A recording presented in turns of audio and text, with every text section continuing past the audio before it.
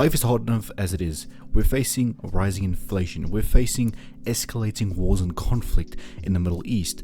And at the same time, you are making your life more difficult by engaging in 5 key bad habits that you need to be getting rid of in 2024. You clicked on this video because you want to be in 2024.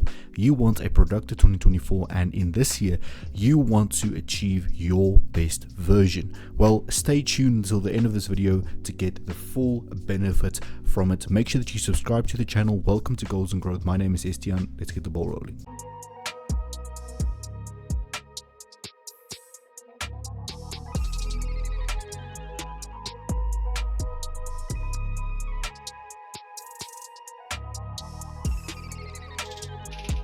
Firstly, it is essential that we get rid of distraction. Now, the biggest distraction in this modern age is obviously social media, streaming services, and everything that encompasses it. Social media pulls us in by giving us a temporary dopamine rush. Many of us, after a long day of work, sit back and scroll through TikTok, scroll through Reels, or scroll through YouTube Shorts, hoping to forget about our bad day, hoping to find some well-needed inspiration to better our lives. But ironically, instead of bettering our lives, we're actually making our lives much worse by engaging in this type of content. Not only is this temporary dopamine rush precisely what it says, temporary, it is also taking away your creativity. It is also taking away your productivity as the days pass on. Instead of engaging in this type of temporary dopamine rush, why not get yourself a gym membership? Why not meditate? Why not start reading a book that you've been wanting to read all the time but kept on postponing for some reason? There's so much better things to do with your time than scrolling through pointless TikToks. The second bad habit that we need to be getting rid of is conforming to society, conforming to societal expectations. We have all been there. We've all faced peer pressure, and some of us still do to this very day. You want to do your best to fit in because you want to be surrounded by people who make you feel happy. You want to be surrounded by people who can just make you forget about the stresses in life. But it is essential that you realize not all people have your best interest at heart. In fact, there are only a handful of people who might have your best interest at heart. You determine your circle of influence, and if you want to conform to their expectations, if you want to conform to negative societal expectations and negative peer pressure, that is going to be on you. But if you're on a mission to improve your life, it's time to start listening to that gut instinct that's telling you that you can do better, you can work harder, and you can achieve more than you ever thought possible. The third bad habit, and this is more a particular mindset than it is a habit, but continuously trying to find a scapegoat. You are blaming everyone around you for your negative circumstances. Stop it. Get some help. You're blaming everyone around you for your lack of success, for your lack of motivation, and for your lack of discipline, when in reality, you are responsible for all 3 of those things. It is your responsibility to get up every single day and work towards what you want to achieve. No one is going to come around and hand it to you on a silver platter. Life would be so easy yet so unfulfilling if that were the case.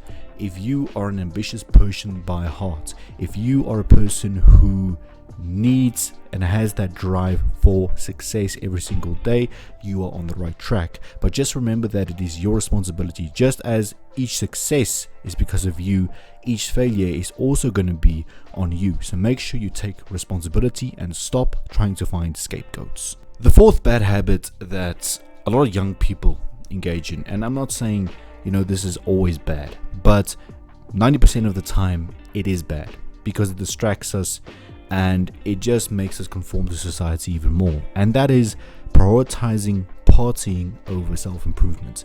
I'm not saying don't enjoy life. I'm not saying don't chill and relax every once in a blue moon. But if you party every single day, every single weekend, every second day, how are you going to remain productive? And some of us are just born party animals, I guess. But for the introverts out there, this is probably the easiest thing that you can do, is not go out to party. In fact, most of us prefer it. But the point is, If you spend your time and energy and your money going out to party, you are hampering your chances at success. You are negatively impacting your productivity. Just think about it. You go out for one evening or 2 evenings a week, you drink yourself to near death, and you expect to be productive the following day with a hangover. That is unfortunately not how it works.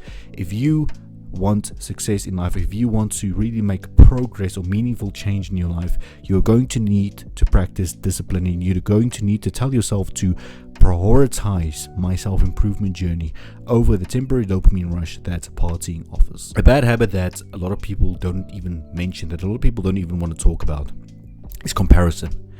Comparison, as they say, that cliche saying, is the thief of joy. Comparing yourself to someone can be a good thing, but it can also be a bad thing in most cases, because you are sitting there and comparing yourself to the best of the best in the field that you are currently engaged in. You are comparing yourself to people who've been there for years and years and years, and that takes away the realistic aspect of it. You need to be realistic when finding inspiration, and that's the thing. You can find inspiration in other people. You can allow other people to motivate you. There's nothing wrong with that. But the moment you start comparing every single aspect of your life to someone else's, you are going down the wrong path. Firstly, you should believe in your own God-given talents and your own God-given abilities. Secondly, those people, you do not know their backstory completely. You do not know the struggles that they went through in order to get to that level. So whatever field you are currently in, whether it be an entrepreneur, whether it be a blue-collar job, whether it be a burger flipper, whether it be, it does not matter. You have a role model. It's good to have a role model. It's good to have someone inspire you. But at the same time, you shouldn't be comparing every single aspect of your life to someone else's. Your life was given to you. It is in your capable hands, and you decide the fate thereof. Ladies and gentlemen, if you found this video helpful, I'd like to encourage you to please share it with friends and family, turn on the post notifications bell, and I'll see you next time.